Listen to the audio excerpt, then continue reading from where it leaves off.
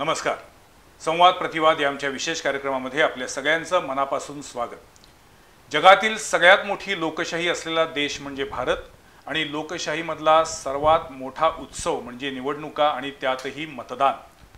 कोल्हापूर आणि हातकणंगले या दोन लोकसभा मतदारसंघांसाठी 7 मे रोजी मतदान होते आणि त्या अनुषंगानं आज मला जाणून घ्यायचे, समजून घ्यायचे एकूणच या दोन्ही मतदारसंघामध्ये ज्या पद्धतीनं गेले 40 दिवस प्रचाराचा धुरळा उडाला होता त्यातून नेमकं कोल्हापूरकरांच्या हाती काय गवसलेलं आहे. दुसरीकडं या देशामध्ये मतदान हे अजूनही ऐच्छिक आहे आणि त्यामुळे अनेकांना मतदानाची किंमतच राहिलेली नाही आहे. मतदान हे आपल्या देशामध्ये सक्तीचं असावं का याबद्दल सुद्धा मला जाणून घ्यायचे. आणि तिसरा मुद्दा आहे की एकूणच आपल्या लोकशाहीचं स्वरूप, आपल्या निवडणुकीचं बदलतं स्वरूप याबद्दल प्रसार माध्यमातील प्रमुख लोकांचं काय म्हणणं आहे. आणि त्यासाठी मी आज आमच्या स्टुडिओमध्ये 3 वरिष्ठ पत्रकारांना बोलवलेलं आहे. मी स्वागत करतो दैनिक महाराष्ट्र टाइम्सचे वरिष्ठ प्रतिनिधी गुरुबाळ माळी यांचं. नमस्कार.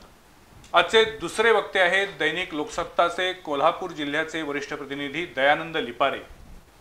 आणि आजच्या या चर्चेमध्ये आपल्यासोबत सहभागी आहेत दैनिक लोकमतचे वरिष्ठ प्रतिनिधी समीर देशपांडे. तिघांचेही स्वागत आहे. आज आपल्याला प्रतिवादापेक्षा संवाद आहे, चर्चा आहे, कारण आपण सगळेजण गेले कित्येक वर्ष पत्रकारितेमध्ये आहात आणि मला असं वाटतं की तुम्ही सगळ्यांनीच विधानसभेच्या असतील किंवा लोकसभेच्या असतील, महापालिका, जिल्हा परिषद त्या तर आहेतच, पण जवळपास 5 ते 7 निवडणुका सगळ्यांनी किमान कव्हर केलेल्या आहेत आणि त्यामुळं तुमचा एकूण राजकीय अनुभव आणि निवडणुकीमधला आजवरचा जो काही बदलता प्रवास आहे त्याबद्दलचं तुमचं निरीक्षण या अनुषंगानं मला तुमच्याकडून जाणून घ्यायचे, बोलायचे. मी तिघांनाही अनेक प्रश्न कॉमन असतील. पहिला प्रश्न असा सगळ्यांसाठी कॉमन आहे तो म्हणजे आपल्या देशामध्ये मुळात मतदानाला आता सुट्टी असते. पूर्वीच्या काळात मतदानाला सुट्टी नव्हती पण बहुतेकदा रविवारीच मतदान असायचं. गेल्या काही वर्षामध्ये आता मतदानाची टक्केवारी वाढावी यासाठी सरकारनं सुद्धा प्रयत्न सुरू केलेले आहेत, प्रशासनाकडून प्रयत्न होत आहेत.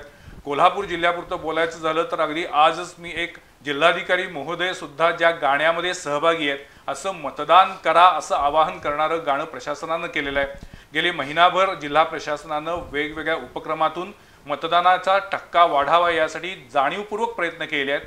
पण तरीसुद्धा दुसरीकडं अजूनही मतदानाची टक्केवारी 100% होत नाही.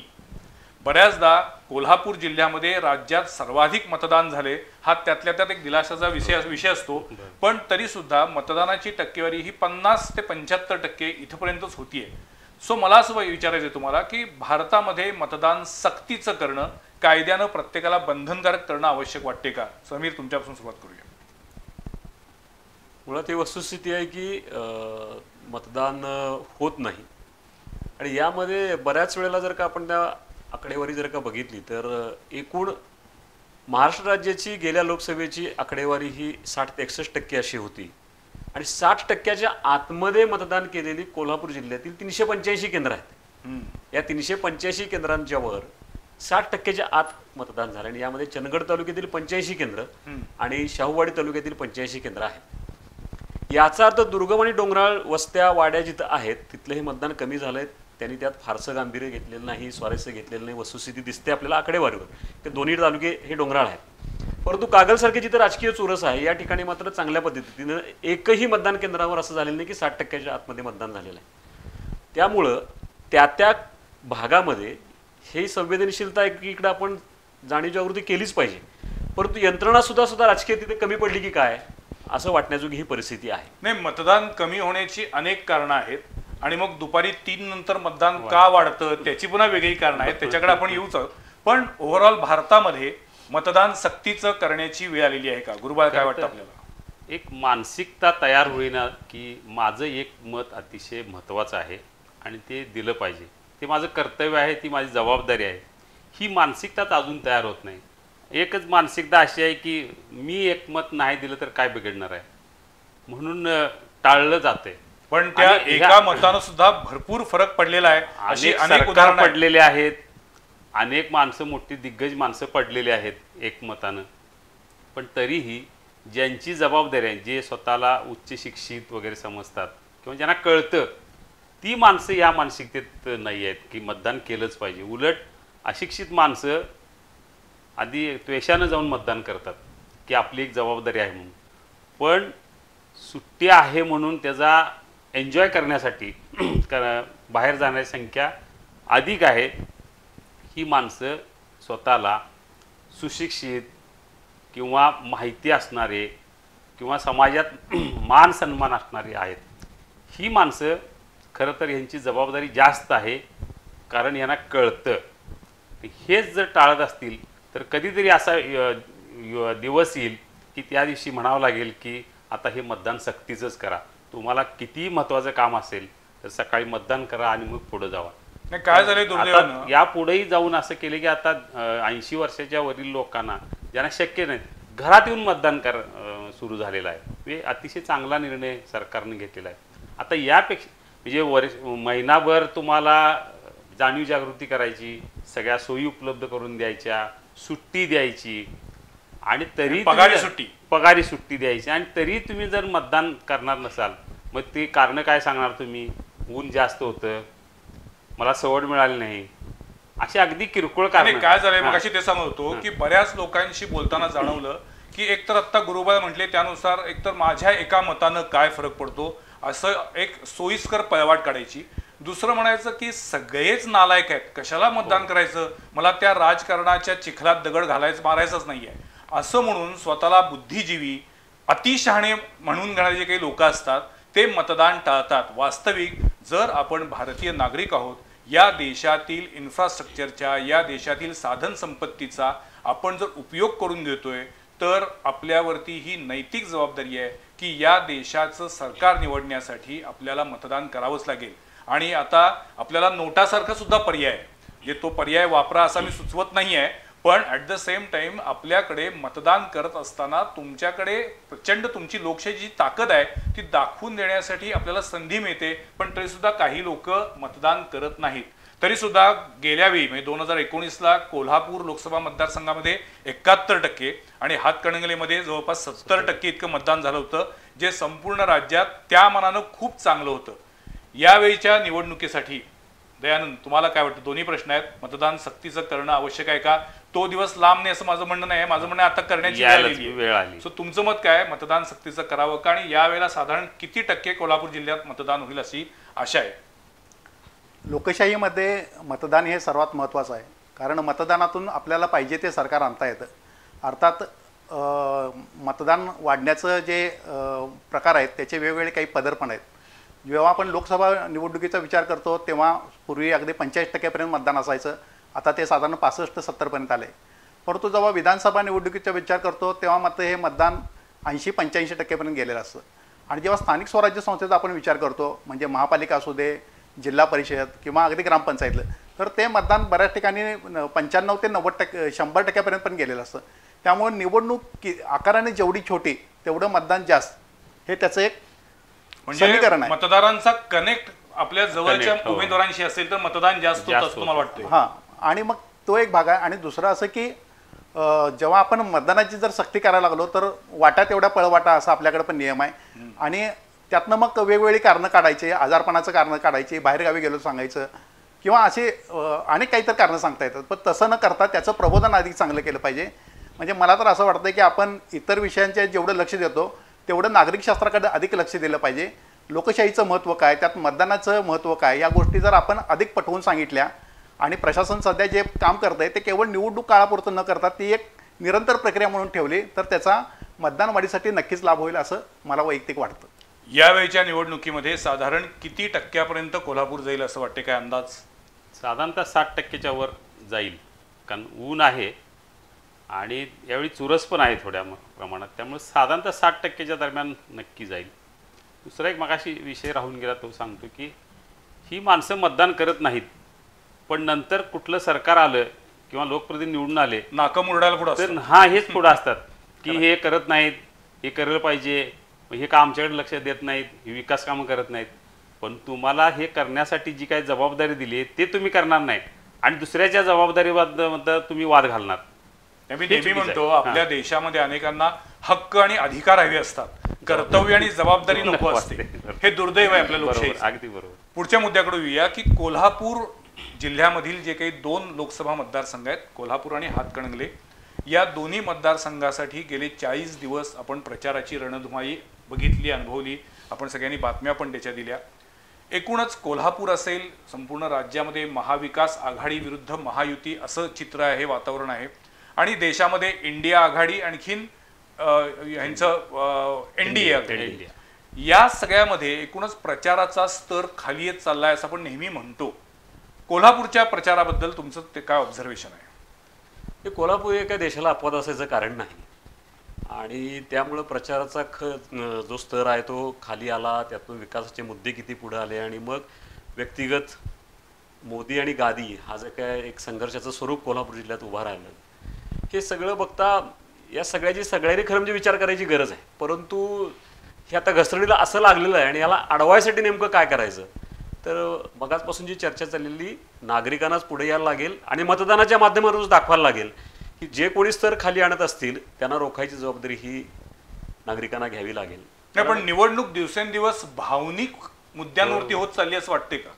नाही, निश्चितच आहे. म्हणजे कॉन्क्रीट काही विकासाच्या मुद्द्यांवरती बोलण्यापेक्षा सुद्धा आपण एकमेकांच्या भावनांना हात घालून आणि आपण त्याच वेळेला धर्माचा कधी आधार घेऊन तर कधी जातीपातींचा आधार घेऊन संपूर्ण राजकारणाची प्रतिमा मलिन झाली असं आपण नेहमी म्हणतो. पण जेव्हा निवडणूक येते तेव्हा मात्र हा स्तर अजूनच खाली जातो आणि मूळ विषयाबद्दल कोणी बोलतच नाही. असंच कोल्हापुरात पण झाले असं वाटते का? कुठल्याही उमेदवारांना आतापर्यंत जे काही निवडणूक झाली त्यामध्ये मी हे केलं याची यादी देण्यापेक्षा त्यानं ते केलं नाही यावरच भर दिला जातो. तुम्ही जर तुमच्याकडे बायोडा तुमचा कामाचा स्ट्रॉंग असेल, त्या विकासाच्या मुद्द्यावर तुम्ही मत मागू शकता. मग विरोधक तुम्हाला आरोप करायला संधीच देणार नाही, पण ते होतच नाही. मुळात निधी येतो भरपूर, पण काम किती होतात, प्रकल्प किती येतात, मूळ प्रश्न कुठं बाजूलाच पडतात. म्हणजे अगदी अंबाबाई तीरसेर आराखडा अनेक वर्षे नुसताच चालू आहे. पाण्याचा प्रश्न तसाच आहे. तुम्ही कोल्हापूर शहरातनं आता फिरू शकणार एवढी वाईट रस्त्यांची अवस्था आहे. शेतकऱ्यांचे प्रश्न तसेच आहेत. ह्या सगळ्या प्रश्नांची चर्चा खरं तर निवडणुकीच्या माध्यमातून व्हायला पाहिजे, कारण आत्ता गरज असते उमेदवारांना सोडवण्यासाठी आणि ती चर्चाच होत नाही. त्याशिवाय दुसरी चर्चा होते, मग ते राम मंदिर असू दे किंवा मग काय मंगळसूत्र असू दे, काय रेवण्णा प्रकरण असू दे, मणिपूर असू दे, ज्याचा विकासाशी स्थानिक विकासाशी संबंध नाही, स्थानिक विकासाशी ते प्रश्न बाजूला पडतात. खरं तर त्याची चर्चा जास्त व्हायला लागते.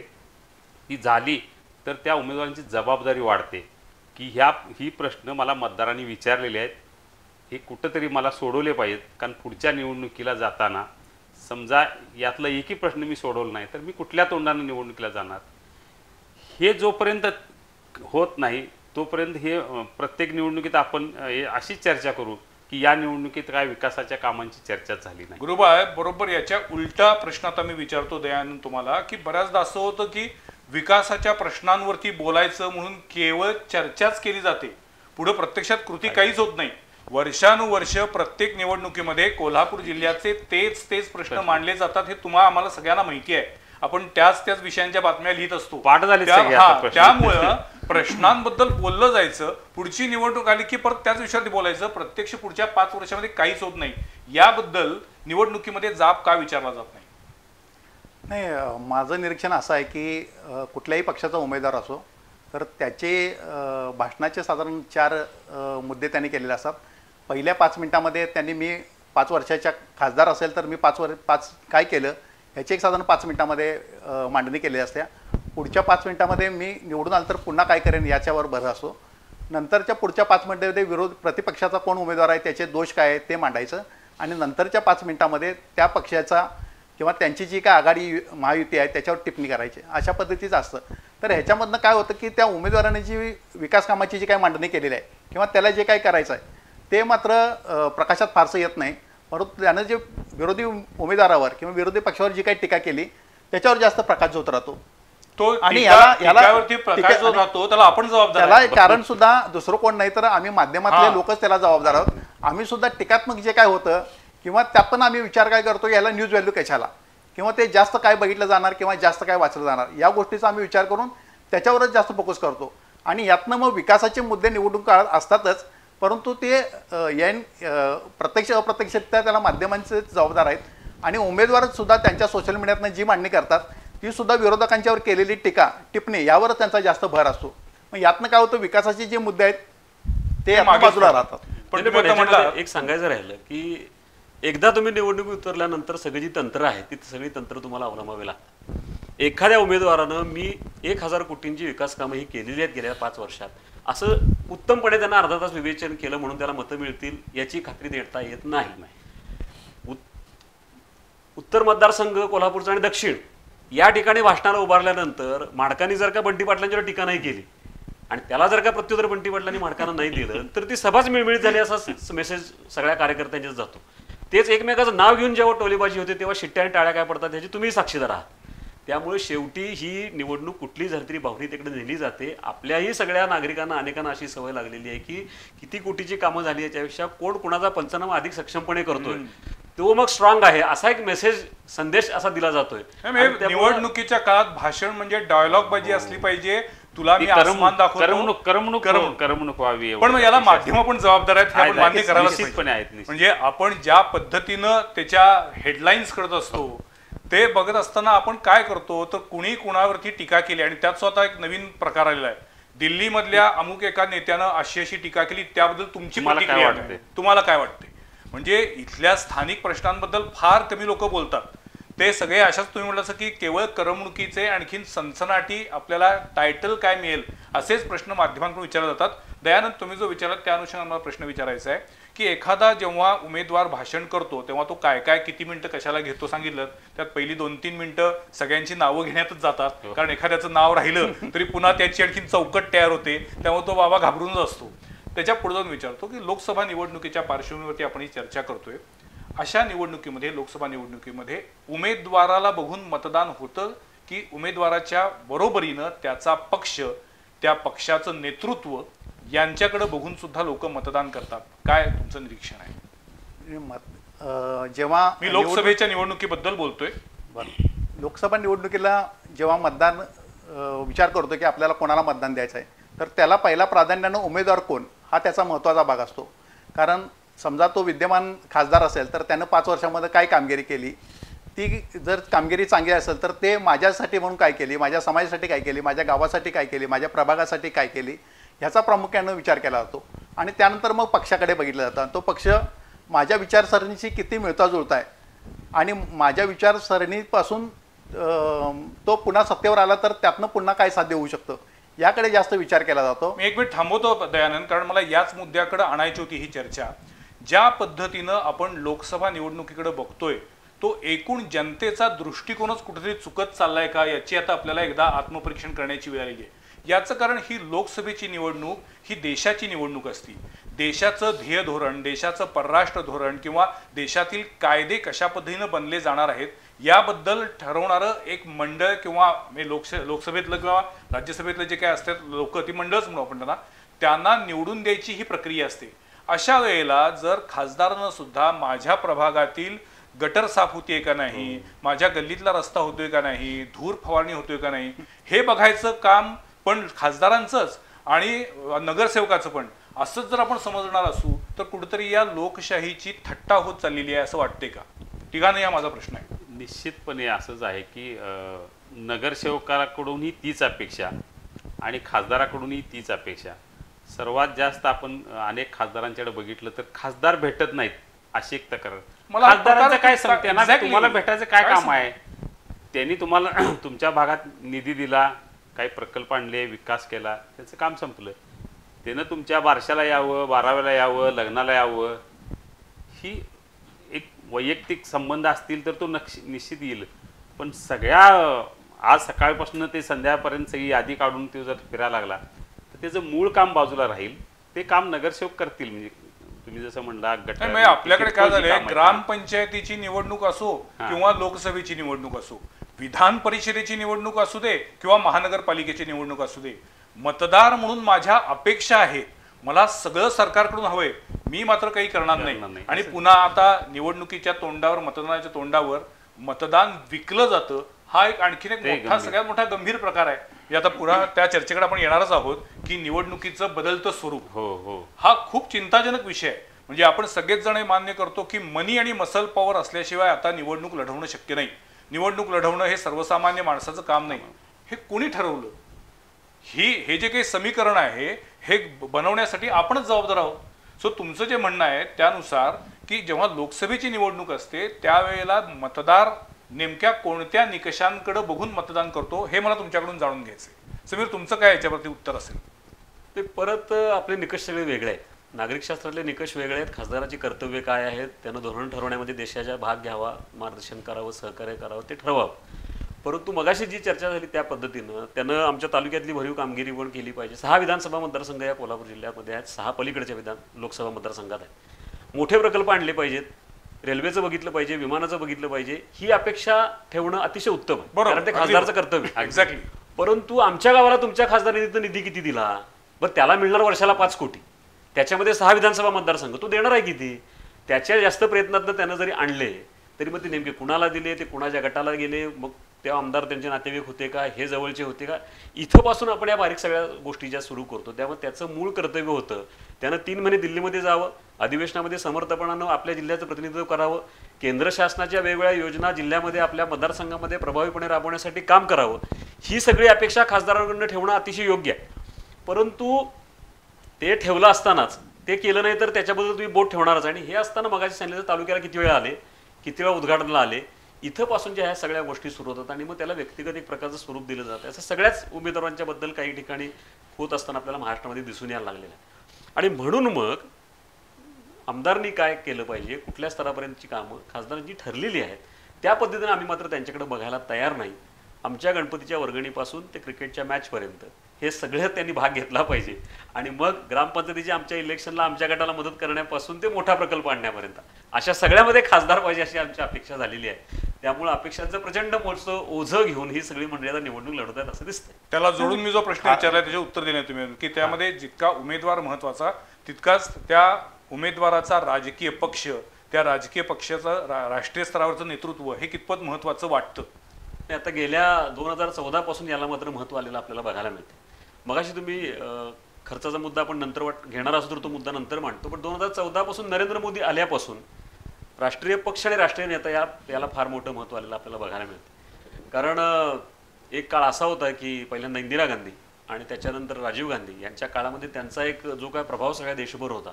जे मला आठवतंय की आजऱ्यामध्ये इंदिरा गांधीचं एक 9वारी साडीमधलं एक पोस्टर असं लावलं होतं. ते बघितल्यानंतर असं माणसं मतदानाला जाताना इंदिराजींनाच मतदान करायचं, त्यांच्या पक्षालाच करायचं अशी एक मानसिकता घेऊन जातो. नरेंद्र मोदींच्या बाबतीत ते आता होताना दिसते.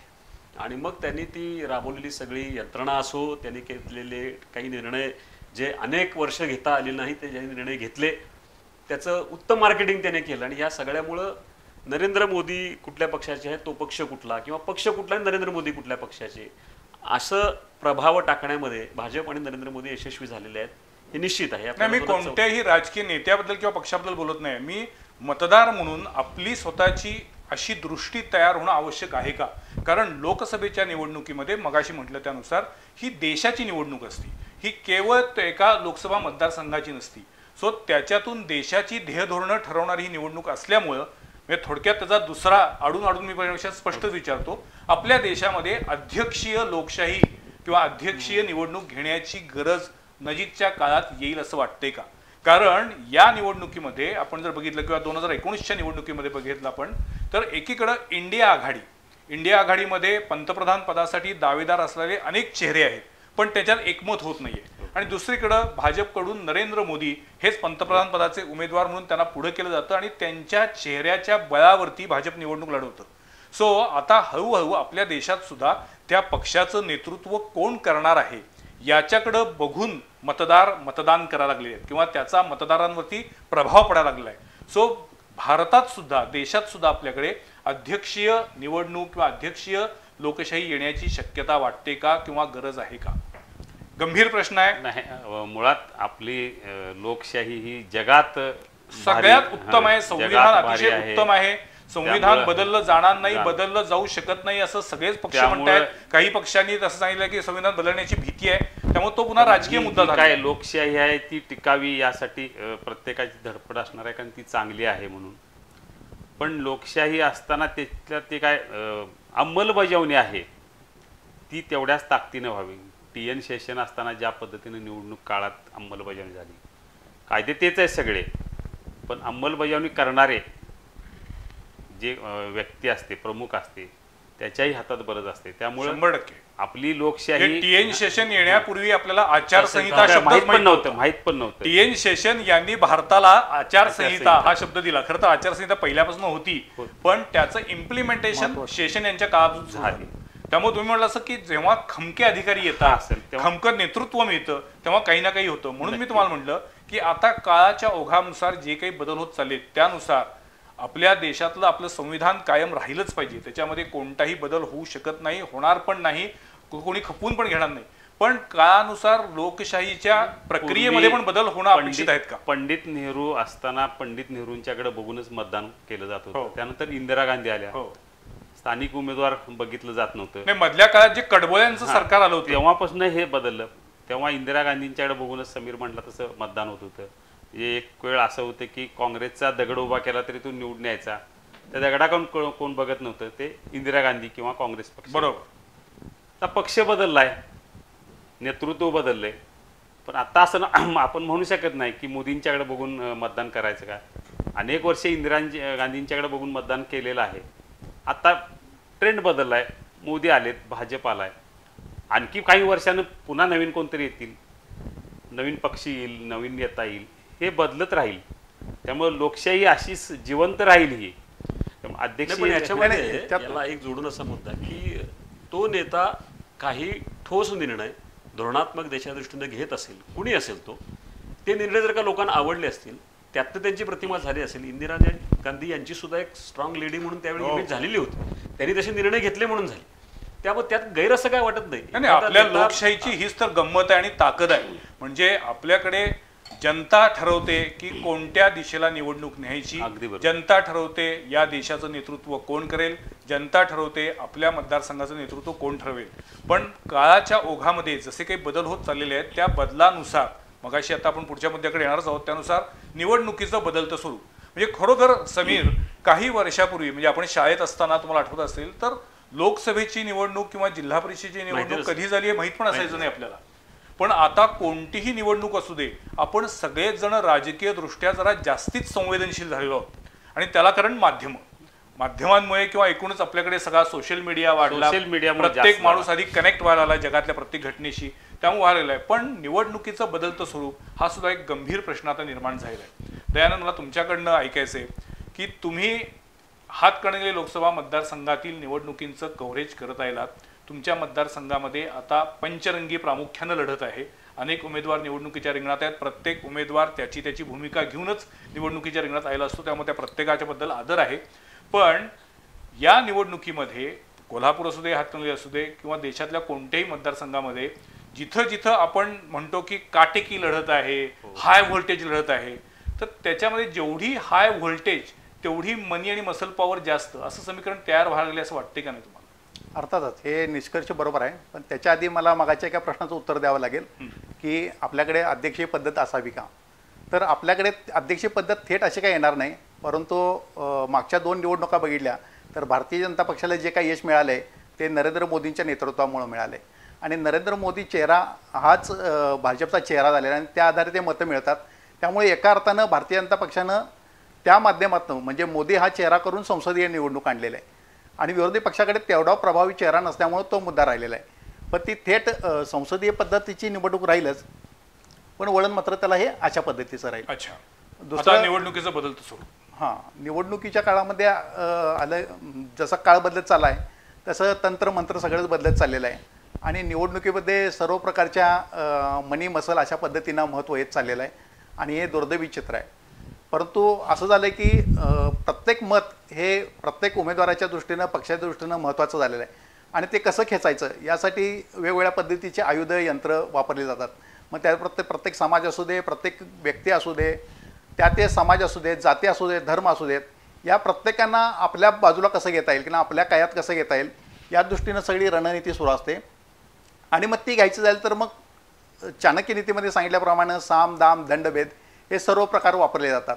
ज्याला समजून सांगायचं ते समजून सांगितलं जातं आणि जिथं ज्या गोष्टीची गरज लागणार आहे तिथं मग पैसे फेकावे लागले तर ते पैसे फेकायचे आणि मतं घ्यायचं असंही चित्र अलीकडे वाढलेलं आहे. अर्थात ते शासन मान्य नाही, कुठं त्याला राजमान्यता नाही, परंतु छुप्या पद्धतीचं जे एकूण राजकारण आहे किंवा लक्ष्मी दर्शनाचा जो प्रभाव वाढलेला आहे तो या लोकशाहीला धोकादायक आहे.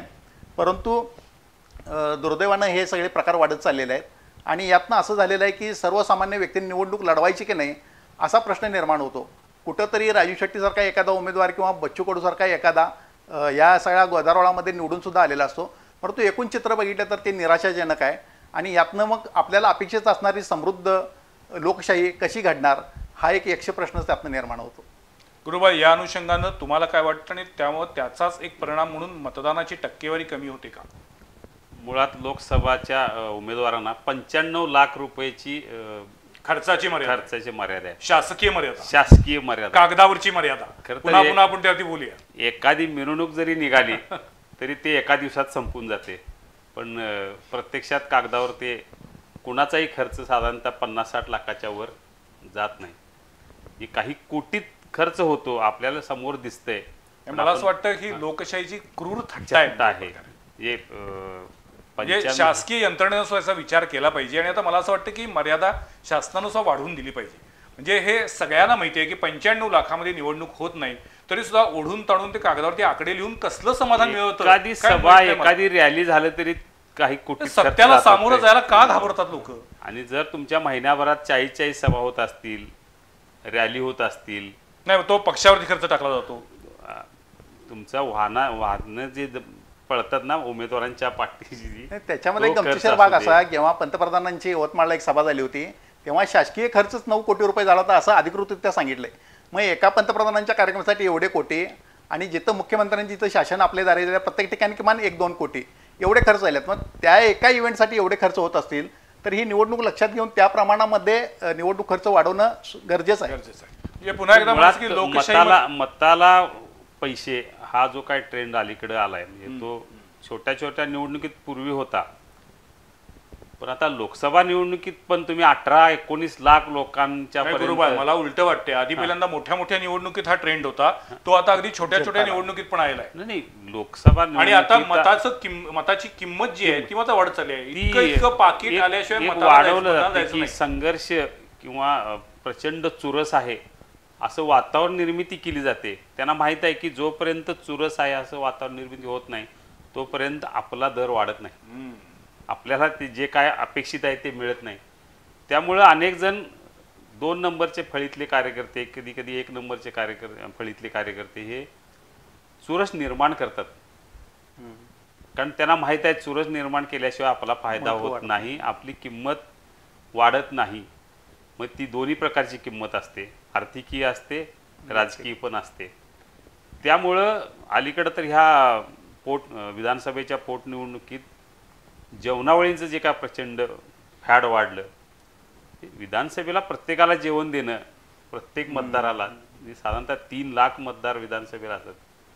हे ग्रामपंचायतमध्ये ते सहज शक्य आहे कारण छोटं असतंय, आकारमान छोटं असते. आता तुम्ही विधानसभेला लोकसभेला जेवणावळी आणि काहीतरी एक एक नवीन हे सुरू झाले की मिसळ पे चर्चा. खिमा पे चर्चा त्यात काय चर्चा होते? काही चर्चा होत नाही. कोल्हापुरात येतात मिसळ खातात जातात, कोल्हापुरात काहीच होत नाही. 50-1 लाख रुपयाची मिसळ खपलेली आहे 40 दिवसात असा एक अंदाज आहे. आणि या निमित्तानं उदाहरण एक देतो. 30 वर्षापूर्वी उदयसिंहराव गायकवाड जेव्हा कोल्हापूर लोकसभा मतदारसंघात काँग्रेसचे उमेदवार होते त्याच्या 2-3 वेळा निवडून आले होते ते, आणि मी त्यावेळी महाविद्यालयाला होतो आजऱ्यामध्ये आणि ती सभा बघितली होती. ते एकाच सभेला शेवटच्या यायचे, लोकसभेची निवडणूक ते शेवटच्या एका सभेसाठी यायचे. खाली लोक बसलेली असायची तेव्हा खुर्च्या बिरच्या ही चैन तशी परवडणारी नव्हती, लोकांची पण ती अपेक्षा कार्यकर्त्यांची नसायची. आणि सभा संपल्यानंतर दोन्ही बाजूला 2 चिरमुऱ्याची पोती ठेवलेली असायची आणि 2 कार्यकर्ते हातातनं पसापसावर घेऊन प्रत्येकाला चिरमुरे द्यायचे. ही इलेक्शन आम्ही बघितलेली आहे. अशा पद्धतीची निवडणूक जर आता कोणी करायची ठरवली तर त्याला नोटापेक्षा सुद्धा कमी मतं मिळतील. कारण आता गाडी पाठवायची काय असेल ते प्रत्येक मानसी दर ठरलेले आहेत प्रत्येकाचे, ते द्यायचेच, पाण्याची बाटल द्यायचीच आणि जेवण द्यायचं. एवढं सगळं करून मग ते येणार, ते पण सभा पूर्ण होईपर्यंत थांबत नाहीत, त्यांची वेळ झाली की निघायला लागतात. म्हणजे आपण अलीकडच्या अनेक सभा बघितलेल्या आहेत, महत्वाची व्यक्ती शेवटी बोलत असते आणि माणसं निघत असतात. याचा अर्थ आहे की हे सगळंच चित्र विदारक बदललेलं आहे. चित्र आहे. विदारक. थोडक्यात मगाशी सुरुवात टी.एन. शेषन यांनी आचारसंहितेची जाणीव जरी देशाला करून दिली असली तरी त्याच्या पुढच्या काळामध्ये त्याच्यामध्ये बदल होणं अपेक्षित होतं. बरं, निवडणुकीच्या काळात पैसे वाटताना पकडलं, तुमचे काय पुढे कारवाया काय झाल्या? काहीच नाही. एक तुमचे कायदे जर का असे तकलावू असतील आणि आपण त्याचा प्रभाव काय बातमी दिसत देतो नसेल, त्याचा तेवढंच एकच बरोबर बातमी, तेवढा त्याच्या फक्त पुढं काहीच राजकीय उपयोग त्या दिवसापुरता करून घेतला, तो सनसनाटी निर्माण होते, पुढं काही होत नाही. खरोखर शासनाची इच्छा असेल हे सगळं थांबावं तर तसे कायदे परत दुरुस्त केले जावेत आणि त्याची अंमलबजावणी व्हावी, तरच हे जी काय एकदम घसरण सगळी सुरू झालेली आहे ही थोडीफार तरी थांबवायसाठी प्रयत्न होतील असं वाटतं. म्हणून मी सुरुवातीला जो पहिला प्रश्न विचारला होता तोच प्रश्न आहे की आपल्या देशामध्ये मतदान सक्तीचं करणं आवश्यक आहे का? अनेक लोकांचं म्हणणं आहे की हो. त्याच्यावरती आता सोशल मीडियावरती एक मेसेज पण फिरतोय की मतदानाला गेल्यानंतर ज्यानं मतदान केलं असेल त्याला एक वेगळ्या पद्धतीचं कार्ड द्या, ज्या कार्डमुळं त्याला अनेक शासकीय सवलती मिळतील आणि ज्यानं मतदान केलेलं नाही आहे त्या व्यक्तीला शासकीय सोयी सवलती मिळणार नाहीत. अशा पद्धतीची आता यंत्रणा आणण्याची गरज आहे. झाले काय की मतदान करताना सुद्धा मला मतदान करायचे, पण ते करताना सुद्धा दुपारी 3-4 पर्यंत वाट बघितली जाते. कोणी येते का, कुणाकडनं निरोप येतोय का, कुणी काही पाठवतंय का, मग ती गाडी असेल किंवा पाकिट असेल. हे अतिशय विदारक आणखीन भीषण चित्र आहे. ही खरी लोकशाही नाही आहे. पण तरी सुद्धा या देशात लोकशाही टिकली पाहिजे असं म्हणणारे लोक आपल्या अवतीभोवती फिरत असतात आणि त्यातले अनेक लोकच मतदान करत नाहीत. हे दुर्दैव आहे. या अनुषंगाने पण आतापर्यंत एक म्हणत होतो की झोपडपट्टीतली माणसंच असं करतात. नाही आता पण हे चांगल्या अपार्टमेंट बंगलेवाली सुद्धा, म्हणजे माझी अपार्टमेंट रंगवून द्या, माझ्या अपार्टमेंटला बोरिंग मारून द्या, मला अमुक अमुक टीव्ही अमुक अमुक कंपनीचा मिळाला पाहिजे असं सांगणारे चांगले सुखवस्तू घरातले मतदार या देशात, या राज्यात आणि आपल्या या कोल्हापुरातही आहेत. हे दुर्दैव आहे. 8 दिवसापूर्वीच मला एकानं सांगितलं की ज्यांचा पगार महिन्याला 3 ते 3.5 लाख आहे, ज्यांचं काम नवी पिढी घडवणं आहे, अशा एका व्यक्तीचा फोन आला, आम्ही 7 जण आहोत, आमची व्यवस्था करा. आता ह्याच्या पलीकडे दुर्दैवाची काय गोष्ट असेल? तेही पंचतारांकित ठिकाणी. काय झालंय, सगळीकडचाच हा स्तर घसरत चाललेला आहे. आणि कुठलंच क्षेत्र म्हणजे पत्रकारिता असू दे किंवा आणि कुठलं असू दे, सगळीकडेच हा प्रॉब्लेम झालेला आहे की काहीतरी मिळाल्याशिवाय काहीतरी करायचं नाही. दुर्दैव आहे. या अनुषंगाने मला पुढचा प्रश्न असा विचारायचा आहे की मग असं जर असेल तर आता आपल्याकडे जे काही निवडणुकीची अधिसूचना जारी केली जाते आणि मग 40 ते 45 दिवसांचा निवडणूक कार्यक्रम जाहीर होतो, त्याच्यामध्ये अशी अपेक्षा असते की प्रत्येक मतदारानं प्रचार करावा. पण मग या प्रचाराचा जो काही एकूण खर्च आहे तो बघितल्यानंतर किंवा त्याच्यामध्ये मी म्हटलं असं की मुद्दाम चुरस निर्माण झाली पाहिजे अशी हवा तयार करायची किंवा आमच्या समाजाचा, आमच्या संघटनेचा तुम्हाला पाठिंबा देतो असं सांगणारे काही नेते येतात आणि ते जे काही मांडवली करतात हेही सगळ्यांना आता माहिती आहे. सो मला असं वाटतं की आता मुळात हे 40 दिवसाचा प्रचार करण्याची अवधी देण्याची गरज आहे का? कारण मला असं वाटतं की ही देशाची निवडणूक आहे, लोकसभेची निवडणूक. त्यामुळं उमेदवाराचा पक्ष, त्या पक्षाचं नेतृत्व यांनी गेल्या 5 वर्षामध्ये, 10 वर्षामध्ये, 50 वर्षामध्ये केलेली कामगिरी ही जनतेसमोर असते. आणि बऱ्याचदा मला असं वाटतं की आता निवडणुकीमध्ये प्रत्येक मतदारानं ठरवलं असतं की कुणाला मतदान करायचं ते. आता काठावरची जे 5-10% असतीलही ती, परंतु बहुसंख्य लोकांनी कुणाला मतदान करायचं हे ठरवलेलं असतं. त्यामुळे पुन्हा मतदानासाठी 40 दिवस घालवण्याची गरज आहे का खरोखर हा मतदानाचा प्रचाराचा वेळ कालावधी कमी केला तरी चालणार आहे? काय वाटतं तुम्हाला? प्रचाराला वेळ दिला पाहिजे. त्याचं कारण तुमच्या दैनंदिन एकूणच सगळ्या कामामध्ये तुम्ही ते देशाचे प्रश्न हे सुशिक्षित मंडळी वाचन करणं, चिंतन करणं, मनन करणं असं आपण गृहीत धरायला हरकत नाही, करत असतील. परंतु सर्वसामान्य जो काय मतदार आहे तो रोजच उठून या सगळ्याकडं तेवढं लक्ष देऊन बघत असतो असं नाही. त्यामुळे त्या उमेदवारांच्या भूमिका पोहोचवण्यासाठी प्रचार आवश्यक आहे. प्रचार आवश्यक आहे, त्याच्यासाठीचा कालावधी म्हणतोय. प्रचार हा केलाच पाहिजे, मतदारांपर्यंत उमेदवाराला पोहोचण्यासाठी संधी दिलीच पाहिजे. परंतु मी म्हटलं असं की आता लोकसभा असल्यामुळं हा कालावधी योग्य आहे. त्याचं कारण 6 विधानसभा मतदारसंघामध्ये तुम्हाला कोल्हापूर जिल्ह्यात जायचं. पण विधानसभेसाठी किंवा महानगरपालिकेसाठी तो जर का कमी केला तर चालू शकेल. त्याचं कारण म्हणजे तेवढी गावं कमी आलेली असतात, मतदारांची संख्या कमी असते. त्यामुळं तसा कालावधीसाठी फेरविचार करायला काही हरकत नाही. 40 दिवस जरी दिले ना, 1000 गाव आहेत, तो जाऊ शकत नाही उमेदवार 1000 गावात 40 दिवसात नाही जाऊ शकत. बरोबर. कारण रोज जास्तीत जास्त तो 10 गावं करू शकेल. एक प्रत्येक गावात नाही म्हटलं तरी 1-2 तास जातात. तिथं जाणं, सगळ्यांना जमा करणं, त्या आपली भूमिका सांगणं, त्यामुळं 40 दिवसाचा हा अवधी कमी आहे. पण आता काय झाले, पूर्वी रस्त्यांची अवस्था वाईट होती, वाहनं नव्हती, त्यामुळं बराच वेळ लागायचा. आता सोशल मीडियामुळं तुमची जी काही भूमिका आहे ती 5-10 मिनिटात समाजाच्या अगदी शेवटच्या ह्याच्यापर्यंत पोहोचते. कारण पूर्वी अशिक्षित पण जास्त होते, आता सुशिक्षित संख्या वाढलेली आहे, साक्षर वाढलेले आहेत. त्यामुळे तुम्हाला जे काय म्हणायचं आहे ते तातडीनं पोचते. ते 50 दिवस रोज म्हणायची गरज नाही, लगेच कळू शकते. त्यामुळे एकदम बऱ्याच असं असतं की उमेदवारांची भाषणं पण 30 असतात. म्हणजे काल ज्या गावात एका गावात मग कशासाठी पाहिजे वातावरण एकत्र करून वातावरण निर्मिती करण्यासाठी हे सगळं असतं. तुमच्या गावात मी 1 कोटीचं काम केलेलं आहे, सोशल मीडियावरून सांगणं वेगळं आणि तिथल्या गावकऱ्यांना एकत्र जाऊन समोर उभारून सांगणं वेगळं. पण मग समीर, मग त्याच्यातून पुन्हा हे जे काही खर्चाचे प्रश्न येत आहेत किंवा त्याच्यातून मतदानासाठी जे काही लोकांच्या अपेक्षा वाढत आहेत, हे प्रश्न जर सोडवायचे असतील तर त्याला आपल्याला शेवटी असे काही पर्याय शोधलेच पाहिजे. पण दिवस कमी केले म्हणून तुमचं खर्च कमी असं म्हणतोय आपण. पण आता पूर्वीसारखं जमिनीवर कोण बसायला येणार नाही तुमच्या सभेला. पूर्वीसारखं कणात बांधून तुमची सभा होणार नाही आहे. तुमचे जेवढे मोठे नेते येतील तेवढ्या तुमच्या सुरक्षा व्यवस्थेचे सगळे निकष पाळून तुम्हाला सभा घ्यायला लागतील. त्यामुळे एकूण 30-35 वर्षापूर्वीचा काळ वेगळा होता. खर्चाची मर्यादा वाढवणं, खर्च वाढायला लागलेत कुठले, हे बेकायदेशीर खर्च यामध्ये सगळे जास्त आहेत, हे खूप वाढायला लागलेले आहेत. त्यामुळे तो त्या अंदाजपत्रक वेगळंच आहे सगळं ते. नाही, जसं मी मगाशी म्हटलं की निवडणूक जेवढी लहान तेवढं मतदानाची टक्केवारी वाढते. म्हणजे लोकसभेचं मतदान कमी असतं, त्यापेक्षा विधानसभेचे जास्त असतं आणि स्थानिक स्वराज्य संस्थेत जास्त असतं. परंतु लोकसभेचा प्रचार करताना आपल्याला तालुक्याचं ठिकाण आणि तालुक्यातलं दुसरं 1-2 गावं केली तर ती पुरेशी असतात. परंतु जेव्हा आपण रत्नागिरी सिंधुदुर्गसारखा मतदारसंघ बघतो तर एवढ्याच ठिकाणी फिरणं ते एक सुद्धा आव्हानात्मक असतं. परंतु जेव्हा आपण विधानसभेला विचार करतो आणि मग हा कालावधी कमी करावा का, तर तिथं अपेक्षा अशी असते की उमेदवाराने केवळ गावात येऊन उपयोग नाही, तर त्याने गावागावांमध्ये पदयात्रा केली पाहिजे. म्हणजे अजून ते खालच्या पातळीवर येणं आणि जास्त विकेंद्रीकरण करणं असं सुरू असतं. आणि जेव्हा आपण महापालिकेला बघतो तर रोजच माझ्या प्रभागात आलं पाहिजे, घरोघरी पोचलं पाहिजे, हा अजून सूक्ष्म पद्धतीनं विचार होतो. त्यामुळे तो कालावधी तेवढा गरजेचा आहे. काही देशांमध्ये निवडणुकीच्या निमित्तानं उमेदवारांना समोरासमोर आणलं जातं आणि त्यांच्याशी थेट डिबेट होतं. भारतामध्ये अशा पद्धतीची गरज आहे का? झाला प्रकार तर उत्तम आहे हा. पण आपल्याकडे बरेच नेते फक्त जाहीर चर्चेला या, बिंदू चौकात या, शिवाजी चौकात या, हे आव्हान फक्त दिली जातात. शिवाजी चौकात या, दसरा चौकात या.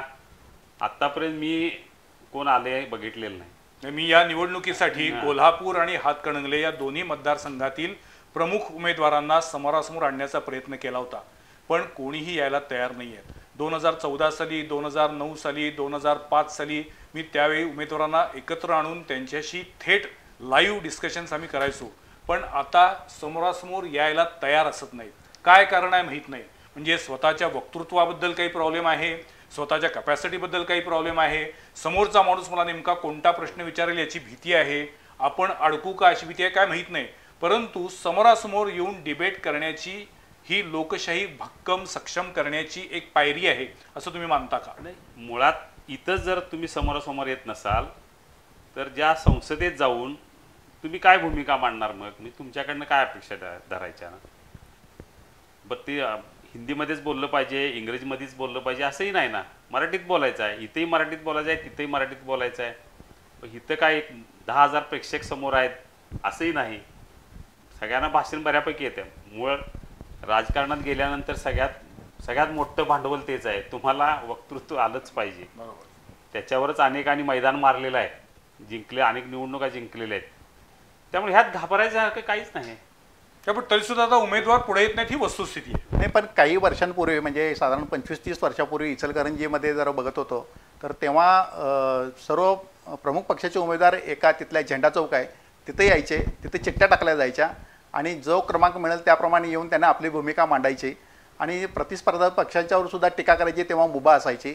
तर ते खेळमेळीचं वातावरण होतं. परंतु कालोगामध्ये ते गेलेलं आहे आणि आता पोलीस लागेल तसं जर का असेल. मला पुढचा प्रश्न हाच होता की निवडणुकीतलं खेळमेळीचं वातावरण, त्यातलं स्पोर्ट्समन स्पिरिट हे पूर्णपणे संपलेलं आहे. म्हणजे आता एखादी निवडणूक म्हणजे प्रशासन आणि पोलिसांना डोकेदुखी असते, त्यांच्यावरती टेन्शन असतं आणि आपल्याला तर आपणही म्हणतो की अरे रात्रीतनं काही घडू शकतं, आपले सगळे रिपोर्टर, कॅमेरामन, फोटोग्राफर अलर्ट पाहिजे. ही कुठली लोकशाही आहे? ही लोकशाही नाही आहे. आणि मग जे लोकशाही विषयी बोलतात ते या अशा गोष्टी दुरुस्त करण्यासाठी पुढे काय येत नाहीत. म्हणजे आता सुद्धा अनेक विचारवंतांनी वेगवेगळ्या पद्धतीचे काही निर्णय जाहीर केले, पण खरोखर लोकशाहीमध्ये आपण निकोपपणानं एकमेकांशी समोर येतोय का, एकमेकांशी चर्चा करतोय का, आणि आपण जिथून या चर्चेची सुरुवात केली होती तो मूळ मुद्दा की खरोखर त्या मतदारसंघाच्या त्या जिल्ह्याच्या विकासाच्या प्रश्नांवरती आपण आपली प्रामाणिक भूमिका मांडतोय का, हा मुद्दा आजच्या चर्चेसाठी खरं तर पहिला सगळ्यात आपला ठरलं होतं त्यावेळेला बोलायचे. पण आपल्याकडे आता असं झालेलं आहे की आपला एकूण जर गेल्या 40 दिवसातला प्रचाराचा स्तर बघितला किंवा प्रचाराचा जॉनर बघितला तर आपल्या लक्षात आलेलं आहे की सुरुवातीला समीर म्हणले तसं गादी आणि मोदी, इथून पुढे गेल्यानंतर मग वैयक्तिक स्तरावरती एकमेकांची उणीधुणी काढायची, आणखीन जुने हिशोब एकमेकांचे चुकते करायचे, पुन्हा त्यात आगामी विधानसभा निवडणुकीमुळे थोडंसं सावध भूमिका घेऊन एकमेकांना चुचकारायचं. याच्यातून एक प्रकारे मतदारांना गृहीत धरलं जातंय असं तुम्हाला वाटतंय का? उत्तर होत आहे, पण तुमचं काय मत राजकारणात आहे? फक्त राजकीय विरोधक असावा, तो वैयक्तिक पातळीवर जाऊ नये एवढीच अपेक्षा आहे. तो जेव्हा वैयक्तिक पातळीवर जाईल तेव्हा हा सुविचार झाला, नाही इम्प्लिमेंटेशन होत नाही ना. व्हायला पाहिजे. ते प्रत्येक जण आपापल्या सोयीसाठी, आपल्या पक्षासाठी, आपल्या अस्तित्वासाठी धडपडणार, संघर्ष करणार, हे ठीक आहे. पण हे सगळं करत असताना वैयक्तिक पातळीवरची मैत्री ही कायम ठेवली पाहिजे. तशी ठेवली तरच राजकारणात चांगलं काहीतरी घडेल. नाही, पण मतदारांना गृहीत धरता मात्र आता येणार नाही. कारण पूर्वीच्या काळामध्ये असं होतं की गावचा एखादा नेता असेल, सरपंच असेल, पाटील असेल, तर त्यांनी काय सांगितलं की सगळा गाव ते ऐकायचं आणि मतदान करायचं, असं एक होतं. परंतु आता ते बदललेलं आहे. घरामध्ये सुद्धा आता घरामध्ये 4 माणसं असतील, प्रत्येकांची मतं वेगवेगळी झालेली आहेत, प्रत्येकाचे पक्ष वेगळे झालेले आहेत. त्यामुळं प्रत्येकाला गृहीत धरून आपल्याला पाहिजे तसं मतदान आता त्याच्या काळामध्ये शक्य नाही आहे, कारण प्रत्येकाची विचारधारा बदललेली आहे. माझा हा पुढचा प्रश्न होता, नाही, जो मी याला- विसरणार होतो, पण तो प्रश्न अतिशय महत्वाचा आहे की अनेकदा नेते मंडळी असं सांगत असतात की माझी गल्ली पॅक केली आहे, माझा एरिया सगळा माझ्या अंडर आहे. पण असं असतं का हो? असं होतं का? म्हणजे लोकसभा निवडणुकीमध्ये एखाद्या नगरसेवकानं सांगितलं म्हणून त्याच्या गल्लीतली मतं एका विशिष्ट पक्षाला उमेदवाराला पडतात, असं होऊ शकतं का समीर? तुम्हाला काय वाटतं? नाही, हे तर होतच नाही. परंतु गेल्या 2-3 वर्षामध्ये ज्या पद्धतीने महाराष्ट्रातलं राजकारण एकदम बदललं, सगळं 2 पक्षच फुटले, आणि त्यामुळे मतदारांना गृहीत धरायचा मगाशी जो विषय आला की आम्ही तिकडे गेलो म्हणजे सगळं झालं, किंवा आम्ही इकडं आलो. आत्ता परवा मतदानाच्या आदल्या दिवशीपर्यंत महाराष्ट्रात अनेक ठिकाणी पक्षांतराने नेते इकडनं तिकडं इकडे जे गेलेले आहेत हे लोकांना आवडत नाही. आणि म्हणून मतदारांना गृहीत धरणं की मी नेता म्हणून जो काही निर्णय घेतलेला आहे त्याच्या पाठीमागे 100% माझी सगळी माणसं असतील, हे गृहीत धरण्याचे दिवस गेलेले आहेत. हे दिवस गेलेले आहेत हे दाखवणारे निकाल सुद्धा आता या लोकसभेच्या निवडणुकीमध्ये महाराष्ट्रामध्ये लागतील. आणि त्यामुळे असं नगरसेवकांनी सुद्धा आहे, आता घोडं मैदान काय फार लांब नाही आहे, जिल्हा परिषद, महानगरपालिका, विधानसभा आहे. त्यामुळं मी सगळी गल्ली पॅक केली ही भाषा आता इथनं पुढे थोडी कमी होऊन विधायक आपण तिथे काय केलेलं आहे आणि माणसं जोडून कशी ठेवलेली आहेत हे जास्त सांगायची वेळ नाही. आपण आपल्या भूमिकेशी ठाम कसं राहिलो आहे. पूर्वी घरातली एका जी ज्येष्ठ व्यक्ती असेल ती सांगायची की यांना मतदान करा, त्यानुसार मतदान व्हायचं.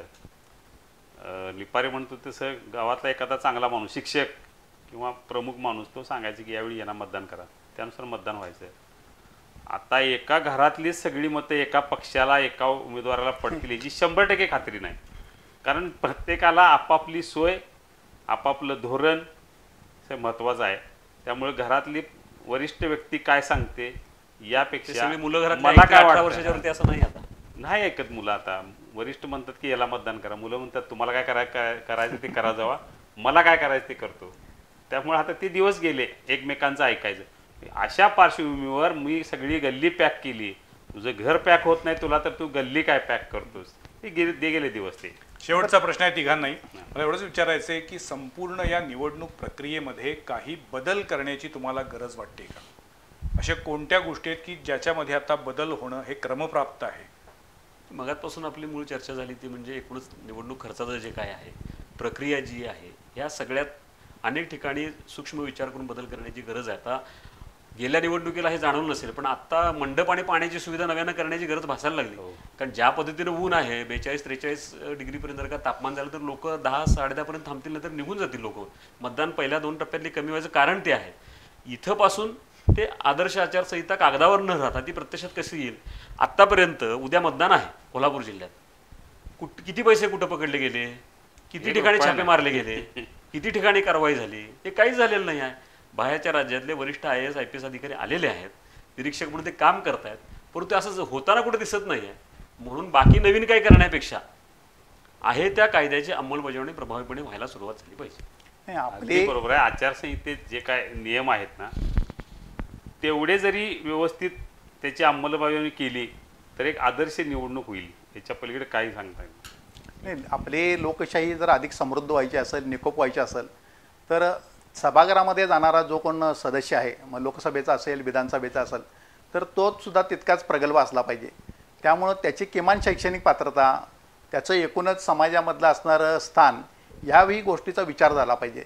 कारण नुसताच केवळ लोकांनी पाठिंबा दिला आहे, निवडून आला आहे आणि तिथं गेल्यानंतर तर मौनी बुवा झाला आहे किंवा त्यांनी ते प्रश्न तिथं व्यवस्थित मांडले नाही किंवा तिथल्या चर्चेमध्ये भाग घेऊन ज्या गोष्टी घडणं, मगाशी उल्लेख केला यांनी की खासदार काय बाबा रस्ते गटारी हे अशा काही कामं करणार नाही, तर तो धोरणात्मक काम करणार किंवा कायदे मंडळाचं काम करणार.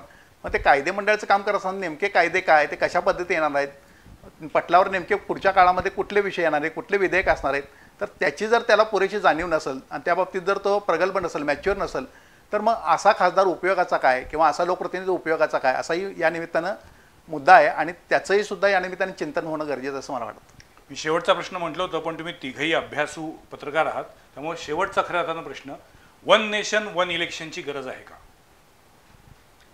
गरज आहे असं वाटतं. त्याचं कारण म्हणजे वेगवेगळ्या निवडणुकांच्या निमित्तानेही 45-40 दिवसांची आचारसंहिता आहे. तेव्हा आता आपल्या इथंच महाराष्ट्रात जर का बघितलं आपण, आता लोकसभा होईल, पावसाळा होईल, विधानसभेची आचारसंहिता लागू होईल 45 दिवस, आणि शासकीय काम बघितल्यानंतर 45 दिवस म्हटले की त्याच्या आधीचे 15 दिवस आणि नंतरचे 15 दिवस, अगदी असे ते 2 महिने पूर्ण 2 ते 3 महिने निवडणुकीच्या कामामध्ये जातात. याचा परिणाम खरोखरच विकास कामांवर. आता कुठल्याही तुम्ही शासकीय कार्यालयात जावा, ते तुम्हाला सांगणार की पुढच्या सोमवारी या, कारण उद्याचं मतदान, त्याच्यानंतर गुरुवार शुक्रवारी काही जण ऑफिसला येणार, त्यामुळे सोमवारीच तुमच्या कामाला हात लागणार.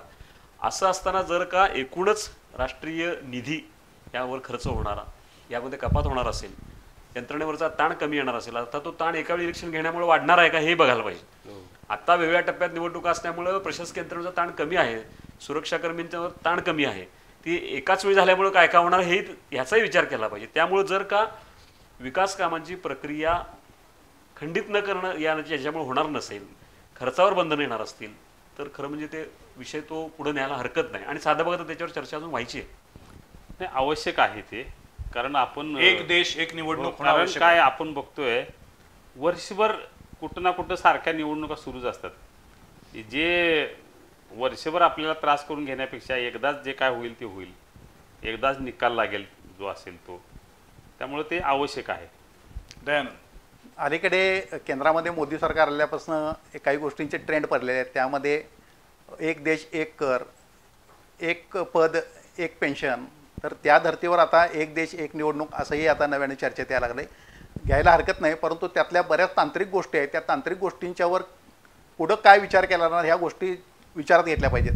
उदाहरणार्थ लोकसभेची निवडणूक एकाच वेळी झाली आणि सरकार स्थापन झाली, इथंपर्यंत ठीक आहे, परंतु राज्यांमध्ये आता हल्ली असं दिसतं की बऱ्याच ठिकाणी त्रिशंकू सत्ता तिथं निर्माण झालेली असते. 3, 4, 5 पक्ष एकत्र येऊन काम करतात. महाराष्ट्रामध्ये तर आपण गेल्या 5 वर्षामध्ये काय झाले बघितलेलं होतं. इकडे काँग्रेस राष्ट्रवादी असे 2 पक्ष होते, भाजप शिवसेना होते. आता शिवसेनेमध्ये 2 भाग झालेले आहेत, राष्ट्रवादीमध्ये 2 भाग झालेत. असं राज्यांमध्ये ते होऊ शकतं. आणि अशा ठिकाणी जर त्रिशंकू सरकार आलं आणि मध्येच ते कुठं जर ते थांबवावं लागलं, तर ती पुढची प्रक्रियेचं काय असणार, या संदर्भातल्या काही ज्या तांत्रिक गोष्टी आहेत आणि त्याचं मार्गदर्शन होणं गरजेचं आहे. मला वाटतं गेले अर्धा ते पाऊण तास आपण एकूणच निवडणूक प्रक्रिया, मतदान प्रक्रिया याविषयी बोलतोय. मतदान करणं हे प्रत्येक नागरिकाचं राष्ट्रीय कर्तव्य आहे. आपण म्हणतो की मताचा हक्क किंवा मतदान करणं हे अतिशय पवित्र असं काम आहे, पण तरीसुद्धा अनेक जण मतदान टाळतात. मला असं वाटतं या निमित्तानं आमचं सगळ्यांचं आवाहन आहे, कोणतंही कारण न सांगता मतदान करूया. या देशाचा एक सुज्ञ, जबाबदार, जागरूक नागरिक म्हणून आपल्याला लोकशाही टिकवण्यासाठी माझं मत अमूल्य आहे हे लक्षात घेऊन आपण मतदान करूया. कारण एका मतातून सुद्धा इतिहास घडत असतो. त्यामुळं प्रशासन प्रयत्न करते मतदानाचा टक्का वाढण्यासाठी, त्याला आपली साथ हवी आहे, आपली कृती हवी आहे. त्यामुळं कोणतंही कारण न सांगता मला सुट्टीचा आनंद घ्यायचा आहे, मी आजारी होतो, ऊन जरा फारच लागतंय, किंवा काय कशाला मतदान करायचं, माझ्या एका मतानं काय फरक पडतोय, अशी कोणतीही सबब न सांगता, कारण न सांगता मतदान करूया. या देशाची लोकशाही अधिक सशक्त आणि बळकट करूया. आणि दुसरा विषय, जेव्हा निवडणुकीचा येतो तेव्हा माझं मतदान हे निर्भयपणे असेल, कोणत्याही आमिषाला बळी न पडता. आणि मग जेव्हा आपण स्वाभिमानाच्या गोष्टी करतो तेव्हा मी माझं मत विकणार नाही.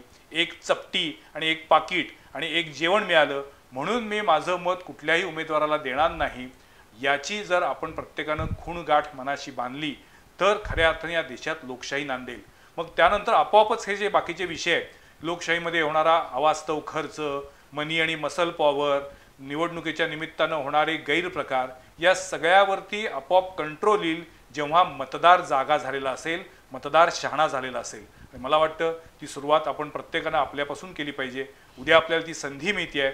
या निवडणुकीमध्ये आणि इथून पुढच्या प्रत्येक निवडणुकीमध्ये मी मतदान करणार, हा आपण सगळ्यांनी एक निश्चय करूया आणि त्या अर्थानं आपल्या भारताची लोकशाही अधिक सुदृढ करूया. आज आमच्या स्टुडिओमध्ये हे तीनही वरिष्ठ पत्रकार माझे मित्र या चर्चेसाठी आले. आपापल्या भूमिका त्यांनी मांडल्या, याबद्दल मी तिघांचेही आभार मानतो. धन्यवाद. पुढच्या सोमवारी पाहायला विसरू नका आणखीन एका विषयावरील चर्चा संवाद प्रतिवादमध्ये. नमस्कार.